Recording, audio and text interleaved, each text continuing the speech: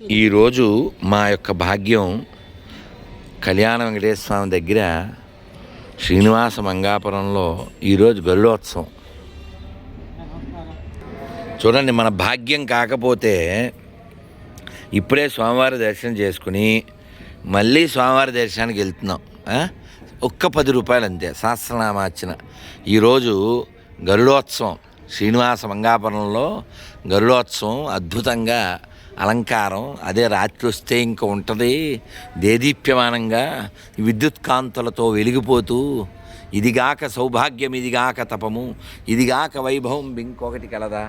ఇలా జీవించడానికి కాకపోతే ఈ కళ్ళు ఎందుకు, ఈ నోరెందుకు, ఈ దేహం ఎందుకు, ఈ దునియా పైన ఈ మోహం ఎందుకు?